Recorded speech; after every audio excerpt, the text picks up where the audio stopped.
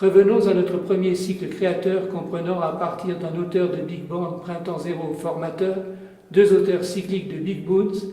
avec pour le premier C'est le vent, un auteur de Big Crunch était un compositeur Brahma Yahvé en contraction, et un auteur de Big Bang Automne 2 interprète Vishnu Christ en expansion.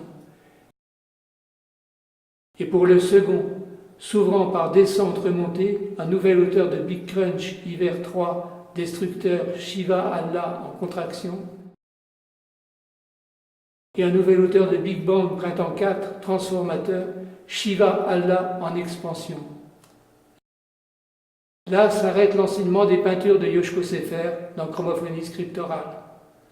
Mais, de même que Brahma réorganise les univers transformés par Shiva pour que Vishnu interprète cette nouvelle composition, de même que les compositeurs en musique s'inspirent des improvisations jazzistiques pour recomposer sur elles, de la même façon, le précaré contradictoire auquel aboutit Transformation 4 est un appel de second cycle créateur, comprenant composition 5, interprétation 6, destruction 7, transformation 8. Transformation 8, dont le précaré contradictoire appelle cette fois, et pour que tout soit achevé, deux derniers cycles créateurs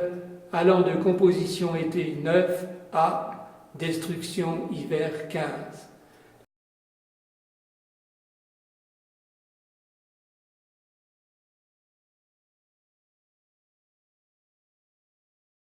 La place de transformation printemps 16 posant problème,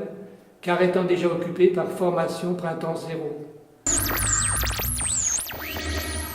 Ramené pour la quatrième fois au feu central, le monstre, improvisateur imparfait, n'y trouvait plus aucun apaisement. Violemment agité, il le traversait de part en part, la mine sombre. Lui, le dévoreur de feu, en était maintenant la proie. Dévoreur dévoré par qui le consumait,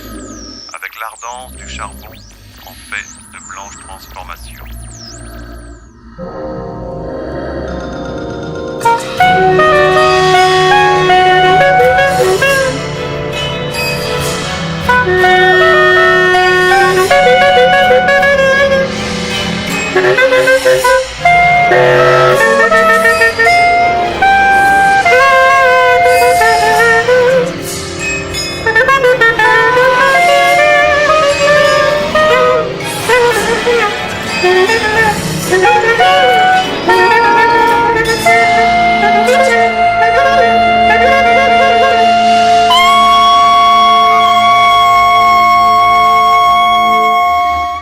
Finalement, toutes les transformations printemps 4, 8, 12 s'opposant aux compositions-interprétations 1, 2, 5, 6, 9, 10,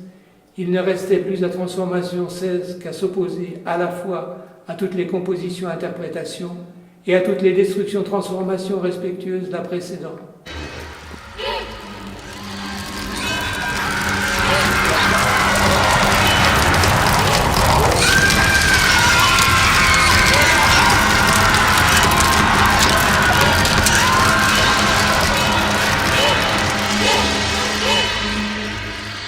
Pour cela, il n'y avait qu'une place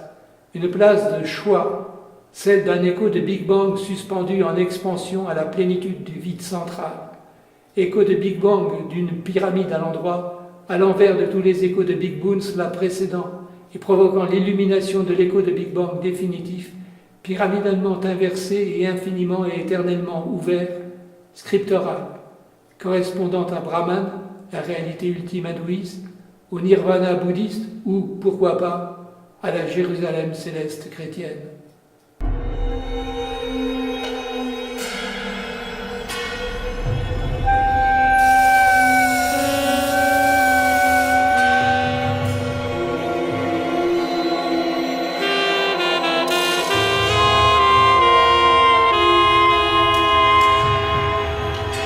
En effet, des mois ou des années après avoir terminé ce graphique, j'eus la surprise de découvrir dans l'Apocalypse de Jean que la Jérusalem céleste était l'épanouissement de la Jérusalem messianique cubique. Or, une pyramide tronquée inversée est l'épanouissement d'un cube.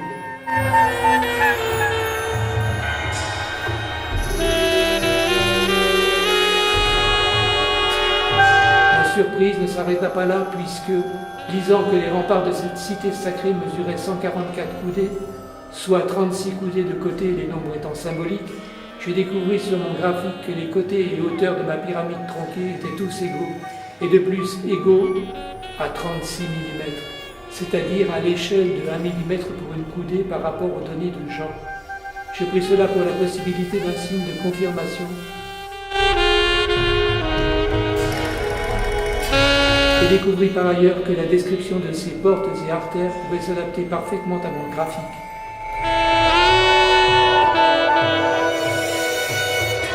Et que pouvaient tout à fait correspondre à ces arbres de vie mes 4 cycles de forme d'esprit, de formation puis transformation, composition, interprétation, écho de Big Bang, Big Crunch, Big Bang, reliés par les 4 destructions, écho de Big Crunch.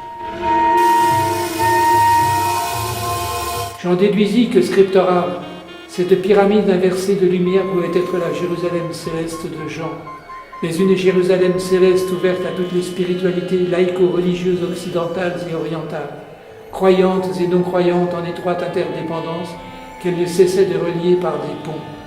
Ainsi, en attendant de trouver ce qui l'unissait au taoïsme, je remarquai encore que l'octuple sentier de la 4e des 4 nobles vérités de Bouddha avait sa correspondance dans l'octuple enchaînement des 4 élévations 1, 2, 5, 6, 9, 10, 13, 14,